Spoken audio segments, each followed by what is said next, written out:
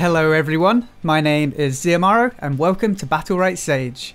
There's been a somewhat negative vibe within the community lately. I know it sucks when you look at other games and see their numbers rising rapidly and you wish your favourite game was doing the same thing. Honestly though, it's pretty normal to see a drop off after launch. You can count the number of games that actually grow after they launch on your fingers. But for most games you'll see a big buzz at the start and then it will settle down a bit. It's not really something to panic about, because you do get the occasional game, like Path of Exile, that had a significant dip after launch, but every new season it keeps bouncing back, and Battlerite could very well see the same effect. And then when you look at the community sentiment in Battlerite, there are so many of us who want to see the game succeed. It's not like some of these AAA games where you see them get hyped up and everyone thinks it's going to be the best thing ever and then it turns out to be a big steaming pile of crap. I mean, how often do you see that happen? Some AAA games feel like 95% of their budget just goes into hyping it up and then the other 5% goes into making a trailer that isn't even representative of the gameplay. Literally all of the hype that Battlerite has received, on the other hand, is totally deserved. It's been hyped up for what it is, and not for what people think it might be. So we know the gameplay is there with Battlerite, but what do we have to look forward to in the coming weeks and months? All the stuff that I'm going to mention is absolutely confirmed, but I'm going to make some educated guesses about the details. First up, we have the new HUD and score system. This might sound a little meh, but I'm actually kind of excited about this. The in-game HUD looks okay at the moment, and the score system seems to do its job, but I think we're about to get a lot more detail. We can only guess what they might change visually, but in terms of the new score system, I have a few ideas of what we might be getting. So right now we have damage, protection, and disables, and we also get a breakdown of which abilities contributed to each of those scores. It's not a bad start, but what if your healer has the highest protection score, but all they did was heal themselves? There's no way of telling that right now. Well, soon we'll be getting a lot more info to tell us that stuff. Among the new stats, we'll be able to see who received the most healing, who took the most damage, who got CC'd the most, and energy gained and energy spent. You're probably thinking, well, how do you know that these are the new stats we're getting? Well, the game is actually already tracking this stuff, but we just can't see it yet. If you go check out battleritestats.io, they've got a great list of pick and win rates for all the champions.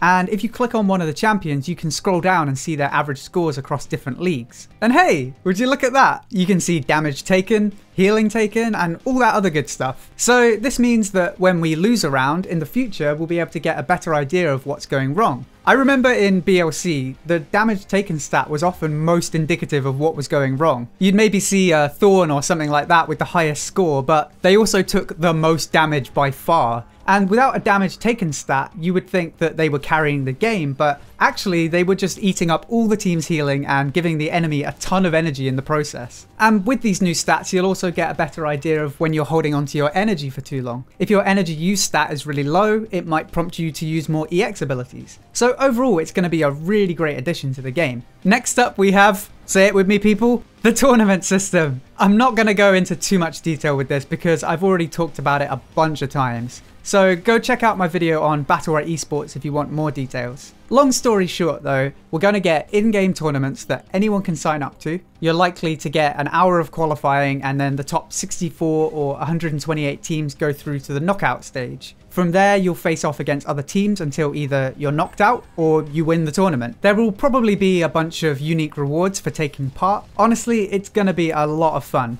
I love watching Battle Wrecked and other tournaments, but most players will probably never take part in them. But with in-game tournaments, everyone gets a chance to feel like a pro. Or maybe a scrub. Your mileage may vary. And hey, if we want the peak numbers on the Steam charts to look good, a tournament is a great way to get a large portion of the player base all on at once. The Steam charts really shouldn't matter, but it does seem to some people. Next up, we have the clan system.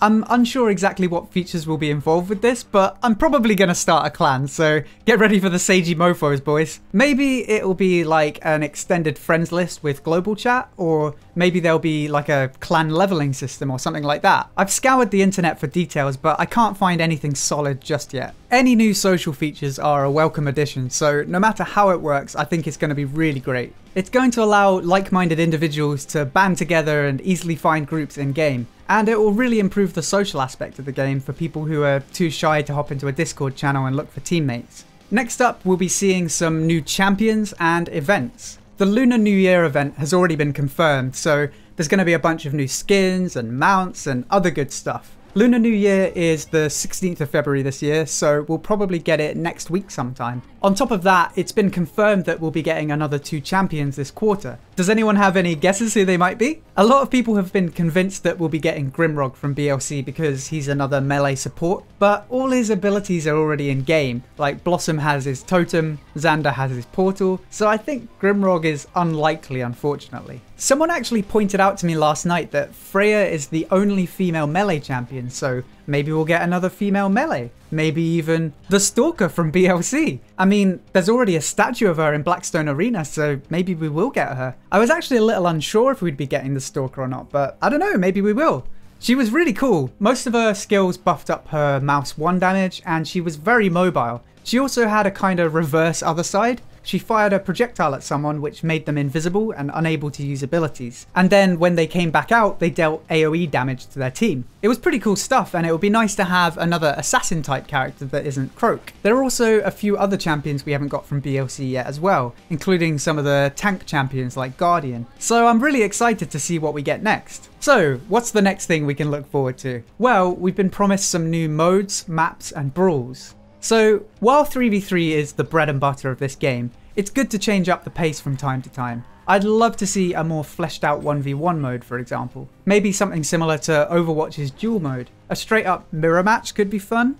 Free for all choose what you want and 1v1 mode could be cool. Or even being offered a pool of 5 champions at the start of each round. Elimination could also be cool. It's like a regular 3v3, but you choose a new champion at the start of every round. And then if you win a round with the champion, it becomes locked, so you have to choose something else. What other modes could we expect? Capture the flag is always a classic, which I think could be fun and easy to implement. It's certainly easier than the pseudo MOBA battlegrounds we have anyway. A 5v5 brawl could also be fun and quick to do. Actually, you know what? Having 3 or 4 brawls to choose from at any one time would be pretty neat for people who get burnt out spamming 2v2s and 3v3s. I think I've actually just talked myself into this while making this video. I'd really love a whole brawl section, so let's do it. Okay, finally we have the Xbox launch. Maybe this doesn't matter to you, but getting an influx of new and unjaded players will be great for our community. Personally, I can't wait to take them under our wings and teach them the ropes. Everyone remembers their first experience of Battlerite, and